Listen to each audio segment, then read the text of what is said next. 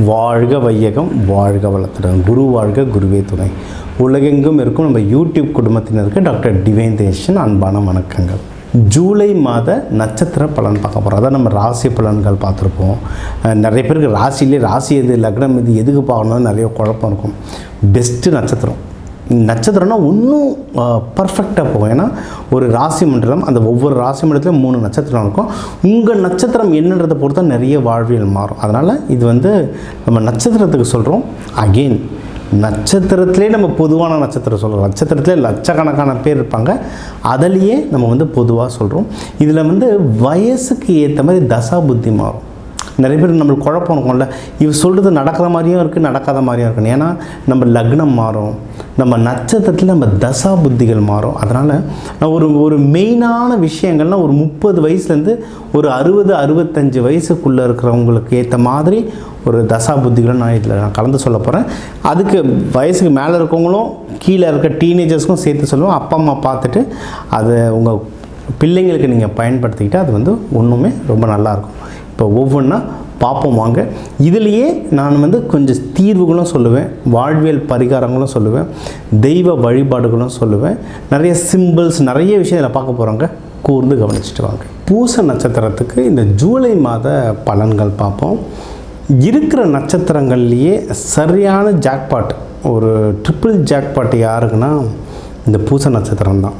ஏன்னா நீங்கள் கடகம் வீட்டில் இருக்கீங்க. குரு பகவான் பிறந்த நட்சத்திரமும் பூச நட்சத்திரம். குரு பகவான் ஜூலை 2 உங்கள் வீட்டுக்குள்ளே தான் வந்தார். உங்கள் வீட்டில் தான் உச்சம் அடைகிறார். கடகராசியில் தான் உச்சம் அடைகிறாரு.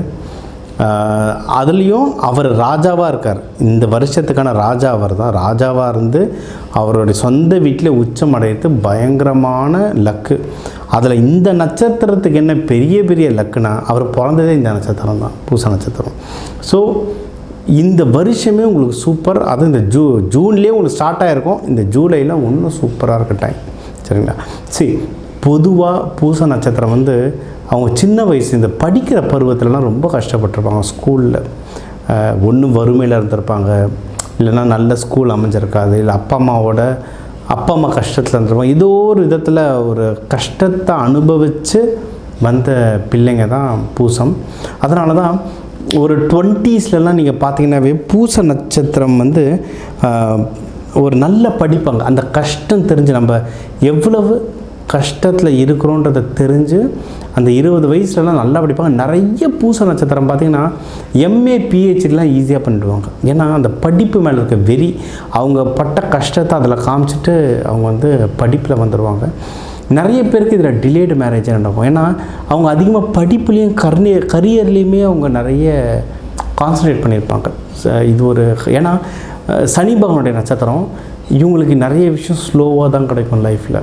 அப்பா அம்மா பாசமாக இருந்தாலும் சரி, லவ்வாக இருந்தாலும் சரி, கல்யாணமாக இருந்தாலும் சரி, நிறைய பேருக்கு இது கொஞ்சம் ஸ்லோவாக தான் இவங்களுக்கு கிடச்சிருக்கும்.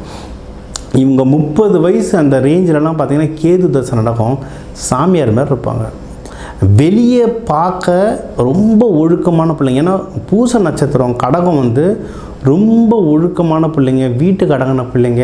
நான் நிறைய பார்த்தேங்க. நிறைய டீச்சர்ஸில் பெஸ்ட்டு டீச்சர் அவார்டு வாங்கியிருப்பாங்க. இல்லை ஒரு ஸ்கூலில் ஒரு 50 டீச்சர் இருக்காங்கன்னா ஒரு டீச்சரை ரொம்ப பிடிக்கும் எல்லாருக்கும். ஒரு டீச்சரை தாண்டி அம்மா மாதிரி பார்ப்பாங்க, இல்லை என் அக்கா அப்படின்ற மாதிரி பார்ப்பாங்க. அவங்களாம் யாருன்னா பூச நட்சத்திரமாக இருப்பாங்க. லக்னத்துலேயோ ராசிலேயோ பூச நட்சத்திரம் இருக்கும். சரியா? அவங்க வெளியே பார்க்க ரொம்ப ஒழுக்கமாக இருப்பாங்க. ஆனால் உள்ளுக்குள்ளே அவங்களுக்கும் ஒரு போராட்டம் ஓடிக்கிட்டு இருக்கும். கேது தசையில் ஒரு மாதிரி சாமியார் மாதிரி இருப்பாங்க. அவங்கள்ட்ட உண்மையிலேயே இந்த பூச நட்சத்திரத்துடைய லைஃபு எப்போனா ஒரு 40 வயசுக்கு மேலே தான் ஸ்டார்ட்டே ஆகும். சுக்கிர தசை வரும்போது தான் எல்லாரும் 20 வயசு ஒரு 30 வயசில் அனுபவித்த விஷயங்கள்லாம் அவங்களுக்கு ஒரு 40 வயசுக்கு மேலே தான் கிடைக்கும். ஆனால் அதுக்கப்புறம் அவங்களுடைய லைஃப் அப்படியே ஸ்டேபிளாக முன்னேறுங்க. சுக்கிரனுக்கு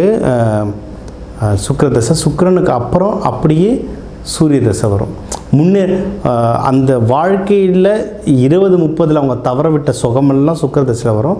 அதுக்கப்புறம் வாழ்க்கையில் கரியரில் எல்லாத்துலையும் கடகடன்னு முன்னேறுவாங்க. இப்போ உங்களுடைய வயசு தசை சொல்லிட்டு அதுக்கு ஏற்ற மாதிரி அப்படியே மேட்ச் பண்ணிக்கோங்க. இது ஒன்று. இன்னொன்று, இந்த ஜூலை மாதம் குருபகவான் உங்களுக்கு வந்ததுனால எந்த தடங்களாக இருந்தாலும் அது நிவர்த்தியாகி நிறைய நல்லது நடக்க சான்சஸ் இருக்குது. ஃபார் எக்ஸாம்பிள், யாரெல்லாம் கல்யாணத்துக்கு வெயிட் பண்ணுறீங்களோ சீக்கிரம் இப்போவே ட்ரை பண்ணிவிடுங்க. நீங்கள் கேது திசையில் இருந்தீங்கன்னா கூட, ஏன்னா இதில் நிறைய பேருக்கு டிலேடு மேரேஜ் பார்த்துருக்கேன். கேது திசையில் இருக்கிறீங்க, கல்யாணம் ரொம்ப போராட்டமாக இருக்குன்னா கூட இப்போ குரு பகவான் உங்கள் வீட்டுள்ள வந்ததுனால, உங்களுடைய 7ஆம் வீடான மகரத்தெல்லாம் பார்க்கறதுனால உங்களுக்கு கல்யாண யோகம் இருக்குது. இந்த விண்டோவை யூஸ் பண்ணிட்டீங்கன்னா டக்குனு உள்ள கல்யாணம் நடந்துடும். சரிங்களா? அதனால் இதை கொஞ்சம் ட்ரை பண்ணுங்கள். அதே மாதிரி கல்யாணம் ஆனவங்க கடகராசி, நான் என்ன சொன்னேன், இவங்க ஸ்கூலில் இருக்க பிள்ளைங்களுக்கெல்லாம் இவங்கள பிடிக்கும்னா அப்போ இவங்க எவ்வளோ பாசமானவங்க. அப்போ இவங்களுக்கு ஒரு பிள்ளை பிறந்த அந்த பிள்ளையை அவங்க எவ்வளோ பார்த்துப்பாங்க. இது இயற்கையிலேயே தாய் உள்ளம் கொண்ட ராசி. ஸோ மகப்பேருக்கெல்லாம் நீங்கள் யாராவது ட்ரை பண்ணுறீங்கனாலும் தாராளமாக ட்ரை பண்ணலாம். இல்லை ரொம்ப எங்கேஜ் இல்லை இப்போ இருக்கிற சுச்சுவேஷனில் நான் கல்யாணம்லாம் பண்ண முடியாது சார்னா, லவ் நீங்கள் தேடுறது இருந்தால் லவ் அமைய நிறைய வாய்ப்பு இருக்குது. ஒரு நல்ல ஃப்ரெண்ட்ஷிப்ஸி, லவ்னா எல்லோரும் ஆப்போசிட் ஜெண்டரையே நினச்சி ஓடிட்டுருக்காங்க. அப்படிலாம் இல்லை. ஒரு நல்ல ஃப்ரெண்டு, வாயை விட்டு மனசை விட்டு பேச ஒரு நல்ல ஃப்ரெண்டு தாராளமாக கிடைக்கும். ஸோ இந்த வருஷமும் சரி, முக்கியமாக இந்த ஜூலை மந்த்தும் உங்கள் பர்சனல் லைஃபுக்கு நல்லா விதை போடுற இல்லை உரம் போடுற டைமுங்க. லவ் செட் ஆகும், கல்யாணம் செட் ஆகும், மகப்பேறு செட் ஆகும். இதில் இப்போ சில விஷயங்கள் காமனாக நடக்கிறதுனால எல்லாருக்கும் பொதுவாக சொல்கிற விஷயம், யாராவது 2ஆம் திருமணம் ட்ரை பண்ணுறீங்க, 2ஆம் திருமணமும் செட் ஆகிறதுக்கு இதில் நிறைய வாய்ப்புகள் இருக்குது. இதுவும் கவர்மெண்ட் கிரகம். ஏன்னா இதை ராணி ராசி, தாய் ராசி, ராணி ராசி. இதில் நிறைய பேர் கவர்மெண்ட் ஜாபுக்கெலாம் ட்ரை பண்ணுங்க. ஏன்னா கவர்மெண்ட் ஜாப் நீங்கள் ட்ரை பண்ணுறீங்கனாலும் இப்போ டைம் ரொம்ப நல்லா இருக்குது, ட்ரை பண்ணலாம். பிஸ்னஸ் யாருன்னா ட்ரை பண்ணுறீங்கனாலும், பிஸ்னஸில் யாருன்னா எனக்கு நான் பார்ட்னர் தேடுறேன் சார், நான் உடைக்க ரெடி, எனக்கு பணம் போட ஆள் வேணும், இல்லை நான் பணம் போட ரெடி, எனக்கு உடைக்க ஆள் வேணும், அந்த மாதிரிலாம் பார்ட்னர் தேடுறீங்கனாலும் தாராளமாக பார்ட்னர் அமையத்துக்கும் உங்களுக்கு ரொம்ப நல்ல வாய்ப்பு இருக்குது. ஸோ ஒரு ஓவராலாக பர்சனல் லைஃபு, ப்ரொஃபஷ்னல் லைஃபு ரெண்டுத்துக்குமே சூப்பராக இருக்குது. ஆனால் அதிக வெயிட்டேஜ் பர்சனல் லைஃப்பை ஸ்ட்ரீம்லைன் பண்ணுறதுக்கு ரொம்ப நல்லா இருக்குது. நீங்கள் எவ்வளோ பெரிய அரசியல்வாதிகளும் எடுத்துக்கலாம், அப்படி இல்லைன்னா பிஸ்னஸ்மேன்ஸ் எடுத்துக்கலாம். அவங்களுக்குலாம் டெடிக்கேட்டடாக ஜோசியருங்க இருப்பாங்க. பாருங்கள், நல்லா கவனித்து பாருங்கள். நான் பேரெல்லாம் சொல்ல மாட்டேன், நல்லா கவனிச்சு. அவங்களுக்கு டெடிக்கேட்டடாக உங்களுக்கு தெரிஞ்சு ஒரு ஜோசியர், அதுக்கு பின்னாடி 10 ஜோசியர் வேலை செஞ்சுட்ருப்பாங்க அந்த மெயின் ஜோசியர் கீழே. அவங்க இந்த காலகட்டத்தில் எது எனக்கு நல்லா ஒர்க் ஆகுன்னு கேட்டு அதில் கான்சன்ட்ரேட் பண்ணிகிட்டே போவாங்க. இப்போ உங்களுக்கு பர்சனல் லைஃப் நல்லா இருக்குன்னா இந்த நேரத்தில் உட்காந்து, இல்லை எனக்கு நான் படிக்க போகிறேன், நான் எனக்கு கரியர் இருக்குது, எனக்கு ப்ரொமோஷன் வரப்போகுது, நான் வேலைக்கு பின்னாடி போகிறேன்னா அதுவும் வேலை செய்யாது, அப்புறம் இதுவும் வேலை செய்யாது. இப்போ பர்சனல் லைஃப்க்கு நல்லாயிருக்கு. இந்த மாதம் ஃபுல்லாக பர்சனல் லைஃப்பில் கான்சன்ட்ரேட் பண்ணுங்கள், அதில் ஜெயிச்சிருங்க. அதில் ஜெயிச்சு முடிச்சிட்டதுக்கப்புறம் மற்ற விஷயத்தில் நீங்கள் போனீங்கன்னா அதுதான் புத்திசாலித்தனம். ஏன்னா இது குரு பகவான் ஸ்ட்ராங்காக இருக்கிற வீடு, சனி பகவான் இருக்கிற வீடு, யோசித்து முடிவெடுப்பீங்க. அது பிரகாரம் பண்ணுங்க. நீங்கள் வழிபட வேண்டிய தெய்வம் அப்படின்னு கேட்டிங்கன்னா, ஆட்சியில் இருக்கிற அம்மன்கள், மீனாட்சி அம்மன், விசாலாட்சி அம்மன், காமாட்சி அம்மன், இந்த மாதிரி அம்மன்களை அபிஷேகம் பண்ணி வழிபாடு பண்ணுறது நல்லது. இந்த ஜூலை மாதம் நிறைய இடத்துல இளநீர் அபிஷேகம் நடக்கும், மோர் அன்னதானம் கொடுப்பாங்க. நீர் ஆகாரம் அன்னதானமாக கொடுத்துட்டு வர இந்த மாதம் உங்களுக்கு சிறப்பாக அமையும்.